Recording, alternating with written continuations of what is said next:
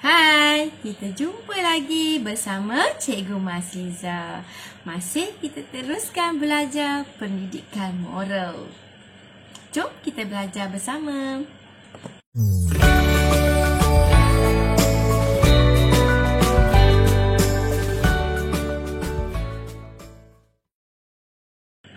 Baiklah murid-murid, kita belajar pendidikan moral tahun 4. Tema masih lagi saya dan jiran, standard kandungan, tindakan yang adil terhadap jiran. Okey, standard pembelajaran kita ada 5. Okey, memberi contoh tindakan yang adil terhadap jiran. Okey, menjelaskan kebaikan bersikap adil terhadap jiran. Kemudian menghuraikan kesan jika tidak bertindak adil terhadap jiran. Kemudian kita akan mengekspresikan perasaan berkaitan dengan tindakan yang adil terhadap jiran. Kemudian akhir sekali kita akan amalkan tindakan yang adil terhadap jiran. Daripada kita belajar contoh-contoh, kita jelaskan kebaikan dan keburukan, kita huraikan kesan, kemudian kita tahu perasaan kita macam mana, dan akhir sekali kita amalkan bersikap adil terhadap jiran. Jom. Okey, di sini kalau awak rujuk buku teks awak ada gambar macam ni. Okey, bersikap adil sesama jiran. Okey, sebelum kita pergi jauh lagi, mari cikgu nak ajak awak tahu apa maksud adil. Okey, maksud adil ialah sesuatu yang tindakan serta keputusan yang saksama serta tidak berat sebelah. Maknanya adil ni tidak berat sebelah. Maknanya kita adil, saksama dengan sebelah kiri dan sebelah kanan ataupun depan belakang kita sama sahaja.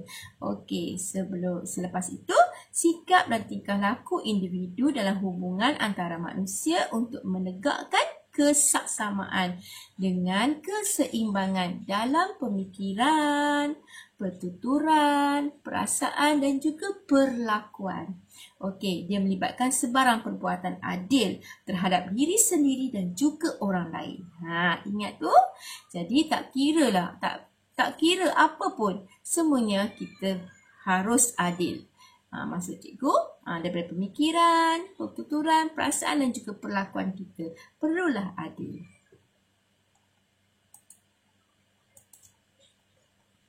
Okey, kemudian seterusnya, okey, berlaku adil pada orang lain bermaksud juga memberi hak orang lain dengan jujur, bersikap yang sewajarnya kepada mereka. Kita tidak menyakiti dan tidak merugikan mereka. Jadi kita pun kena beri hak kepada mereka, terutama jiran kita. Kalau selain daripada jiran kita, keluarga kita pun kita kena adil. Okey, jika seseorang itu mampu berlaku adil terhadap sesungguhnya dia akan disenangi. Okey, bila berlaku adil terhadap sesiapa pun, sesungguhnya kita akan disenangi. Itu kesan baiknya kita berlaku adil. Okey, kalau contoh gambar dekat sini, awak boleh tengok. Jiran kat sini cakap, jiran sebelah rumah ni, wah bagusnya Swilan, dia memberi buah yang sama banyak kepada semua jiran. Maknanya dia adil. Dia tak bagi kat jiran sebelah kiri dia bagi 3 biji je buah. Tapi kat sebelah kanan ni dia nak bagi 10 biji. Itu macam tak adil. Kebetulan pula kalau jiran nampak, dia mungkin rasa kecil hati kan. Okey. Jadi bila kita bersikap adil, jiran pun akan rasa senang dengan kita. Okey, tengok kat sini Swilan bagi kat sebelah sini. Pun sama banyak ni komen jiran sebelah sana. Okey, cikgu nak kamu pun sentiasa adil. Bukan kepada diri kamu, keluarga dan jiran juga. Okey. Kemudian kita perlu berlaku adil. Kalau secara keseluruhannya kita cakap adil tu apa? Tidak berat sebelah. Tidak berat sebelah. Tak pilih kasih, tidak pilih kasih. Kalau kita suka orang tu, ataupun kita suka kat dia tu, kita nak bagi dia je. Okey, kita nak pergi bagi kat dia je, kita nak pergi tolong dia sahaja. Itu dah kita dah berat sebelah. Jiran yang sebelah depan ni, kalau kita tak suka dia, kita tak nak cakap dengan dia, kita tak bagi apa-apa, itu tak boleh. Maknanya kita kena adil, tak boleh berat sebelah. Itu kesimpulan untuk maksud bersikap adil. Okey, mari kita tengok buku teks awak. Okey, kita tengok buku surat 64 dan juga 65. Okey, ada satu situasi di tempat karnival kanak-kanak Persatuan Penduduk di Taman Setia Damai. Okey, karnival kanak-kanak, cikgu yakin dan percaya kamu pernah pergi karnival kanak-kanak. Ada macam-macam aktiviti di sana. Permainan, makanan, pertandingan dan juga sebagainya. Tempat kita untuk bersukaria di sana. Okey, kalau kamu tengok gambar yang pertama ni, okey, cikgu guna pensel. Kamu tengok gambar yang pertama ni. Okey, dekat sini adalah bahagian pendaftaran. Okey, bahagian pendaftaran ni, okey, Yi Cheng dan Lata yang jaga. Okey, kat sini ada ayat, awak boleh baca. Li Cheng dan Lata ditugasi untuk mengagihkan cenderamata. Okey, tugas Li Cheng dan Lata untuk bagi cenderamata. Okey, mereka memberi cenderamata kepada setiap keluarga mengikut bilangan anak jiran. Okey, persatuan di jiran Taman Setia Damai ni telah mengingatkan Li Cheng dan Lata supaya beri cenderamata mengikut bilangan anak. Okey, jadi mereka bersikap adil. Jika keluarga tu ada 2 anak, dia bagi. Kalau keluarga ni ada 3 anak, dia bagi. Dia ikut bilangan anak. Jadi Lata, Li Cheng bersikap adil. Okey, kemudian kita pergi dekat sini, tempat bermain. Tempat bermain suka-suka. Okey, dijaga oleh Gobi dan juga Anis. Okey, Gobi dan Anis mengawasi tempat permainan kanak-kanak. Okey, mereka memberi layanan yang sama kepada semua anak jiran tanpa mengira kaum. Mereka berasa gembira kerana dapat bertindak secara adil. Jadi, dia tak kira lah anak siapa, anak bangsa apa, anak agama apa, anak keturunan apa. Semuanya Gobi dan Anis jaga supaya main elok-elok, jaga supaya tak jatuh. Dia maknanya dia kawal lah pergerakan anak-anak jiran ni.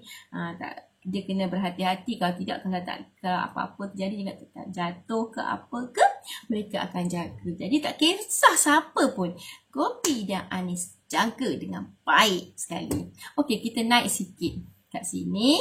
Okey, sudut pertandingan lukisan. Sudut pertandingan lukisan ni dijaga oleh Rozi. Pertandingan lukisan, cikgu tahu awak pernah menyertai pertandingan lukisan. Okey, dia ada masa kan, bila mula dan bila tamat. Okey, bila ada masa macam tu, okey, time's up ataupun masa dah tamat. Jadi Rozi mengumpulkan semua kertas lukisan apabila masa pertandingan tamat, walaupun ada peserta yang belum selesai. Dia tak, Rozi? Okey, adil lah untuk semua orang. Jika siapa tak siap, dia tetap juga kutip sebab dah cakap dari awal. Masa untuk melukis 1 jam atau 2 jam. Cukup saja tempoh masa, dia perlu kutip sebab adil kepada orang lain juga. Itu adil. Kemudian kita gerak sikit kepada van ni. Van makanan, ia enak dan rasa. Okey, dijaga oleh Viren. Okey, Viren ditugasi untuk menjaga bahagian makanan. Okey, dia memberi makanan mengikut giliran walaupun jiran baiknya beratur di belakang barisan. Okey, maknanya siapa nak makanan kena beratur. Yang itu yang biasa kita buat kan. Okey, perlu beratur. Siapa beratur depan, dia dapat dulu. Jadi Viren dia walaupun dia nampak kawan baik dekat belakang, tapi dia tak panggil kawan baik dia untuk datang mengambil. Dia berlaku adil kepada semua orang. Siapa nak mesti beratur. Okey, macam itulah keadaannya.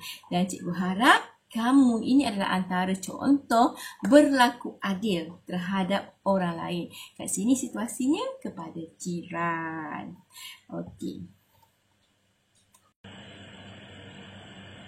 Baiklah, kita pergi kepada slide yang seterusnya. Okey, berdasarkan situasi, nyatakan tindakan adil terhadap jiran. Apa tindakan adil terhadap jiran? Okey, nombor 1, mengagikan cenderamata kepada setiap ahli keluarga mengikut bilangan anak. Okey, kemudian memberi layanan yang sama kepada semua anak jiran tanpa mengira bangsa ataupun kaum. Okey, layanan yang sama. Okey, mengikut bilangan anak. Okey, ketiga, mengikut peraturan pertandingan, iaitu apabila tempoh masa telah tamat dalam pertandingan lukisan, kertas lukisan tetap dikumpul. Okey, memberi makanan kepada jiran mengikut giliran.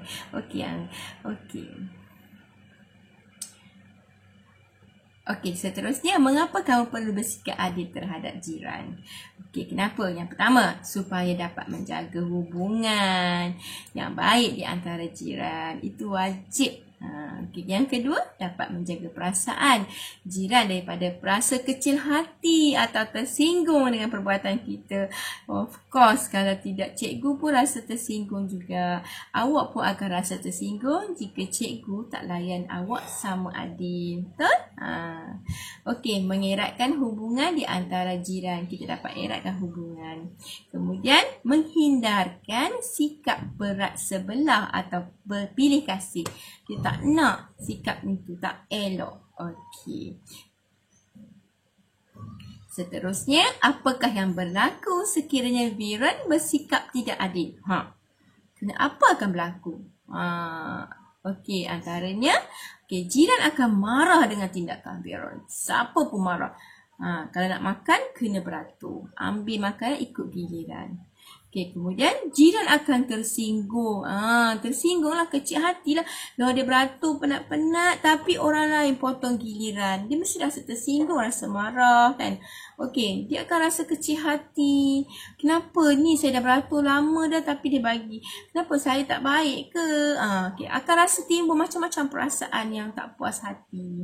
Okey, jiran bila macam tu, jiran akan tidak menyenangi Viren.